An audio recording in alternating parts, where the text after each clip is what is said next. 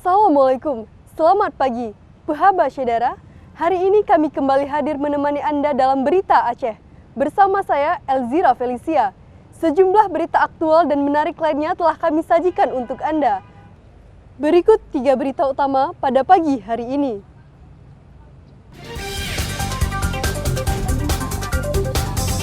Siswa SMP Negeri 4 Darul Makmur Kabupaten Nagan Raya menggalang dana di jalan raya untuk disumbangkan kepada rakyat Palestina.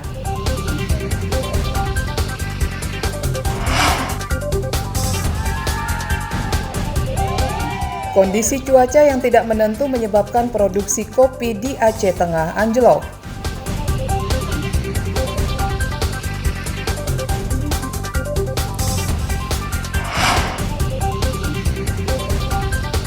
Pelajar dan lembaga penyiaran dilibatkan dalam simulasi peringatan dini bencana digital di Banda Aceh.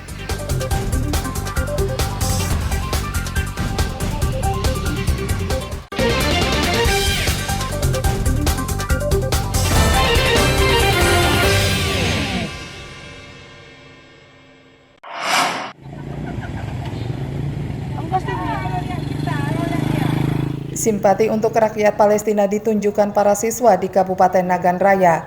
Puluhan siswa dan guru SMP Negeri 4 Darul Makmur menggalang dana untuk membantu warga Palestina yang kini menderita akibat serangan Zionis Israel. Penggalangan dana berlangsung di Jalan Lintas Seneam, Gampung Alukuyun. Sasaran penggalangan dana adalah para pengendara dan warga yang melintas. Sejumlah siswa dan guru berdiri di Jalan Lintas Seneam menunggu bantuan dana dari para pengendara. Aksi simpatik ini dipimpin langsung oleh kepala sekolah sebagai bentuk dukungan kepada anak didiknya. Penggalangan dana untuk Palestina merupakan inisiatif guru dan siswa yang prihatin dengan bencana kemanusiaan di jalur Gaza, Palestina.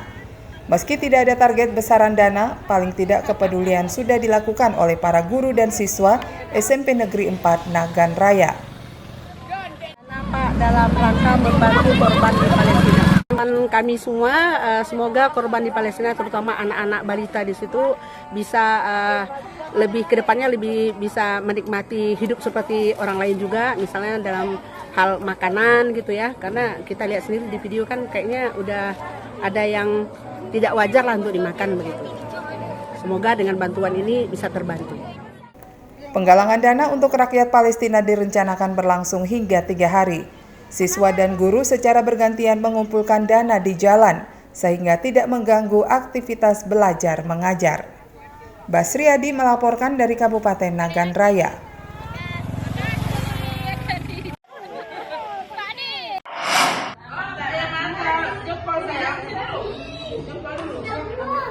Imunisasi polio bagi anak di Kabupaten Aceh Besar terus dikebut. Petugas kesehatan mendatangi sekolah dan rumah warga di daerah itu untuk memvaksin anak-anak. Semangat tenaga kesehatan mendatangi langsung sasaran, membuka cara pandang orang tua dan warga. Capaian imunisasi polio pun meningkat seperti yang terdata di Gampung Barunajaya, Kabupaten Aceh Besar. Untuk meningkatkan capaian vaksinasi polio, petugas memaksimalkan layanan di puskesmas.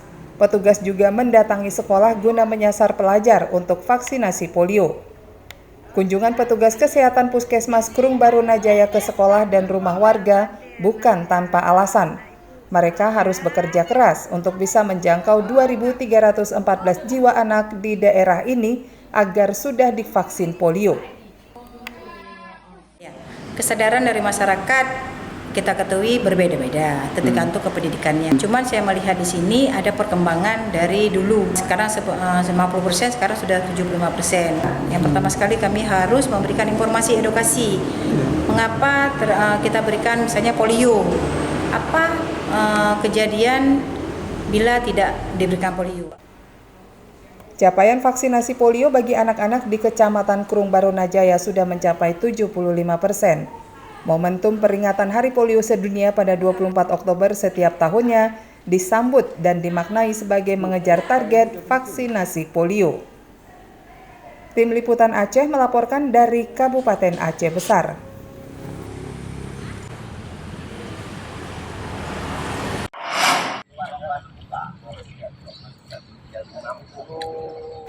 Tingginya kebutuhan darah di sejumlah rumah sakit di Kabupaten Aceh Timur mendorong warga menggelar donor darah.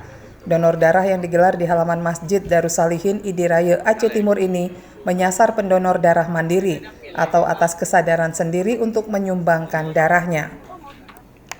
Animo warga mendonorkan darah lumayan tinggi. Sejak pagi mereka sudah menunggu di tempat donor darah. Para pendonor umumnya dari kalangan dewasa dan anggota organisasi. Sebelum mendonorkan darah, calon pendonor diperiksa kondisi kesehatan dan darahnya oleh petugas Rumah Sakit Umum Daerah Zubir Mahmud Aceh Timur. Hanya mereka yang memenuhi syarat diperbolehkan menyumbangkan darahnya. Donor darah yang digelar sejak pagi hingga sore hari ini terus didatangi calon pendonor. Bahkan hingga Kamis siang sudah 60 kantong darah dikumpulkan dari para pendonor.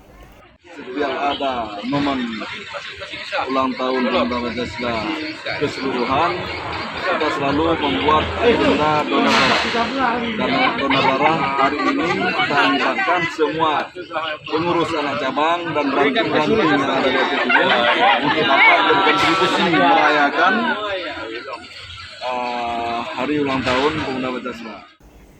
Warga mengaku senang bisa mendonorkan darahnya untuk membantu kebutuhan darah di Rumah Sakit Umum Daerah Zubir Mahmud dan Puskesmas, serta fasilitas kesehatan lainnya.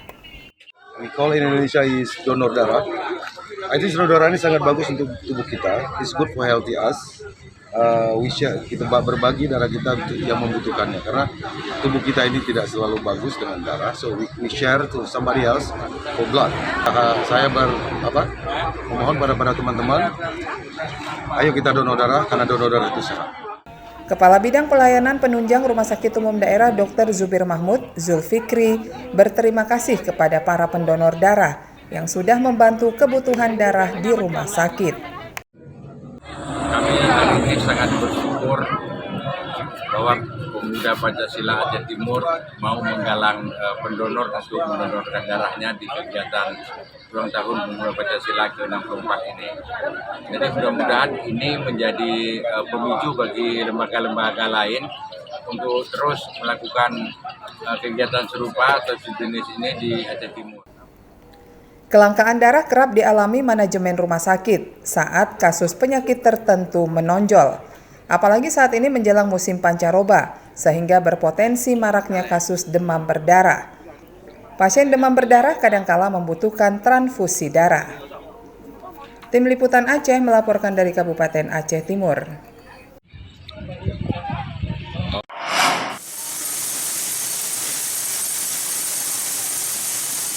Perubahan iklim global yang terjadi dalam beberapa tahun terakhir menyebabkan produksi kopi Arabica Gayo anjlok.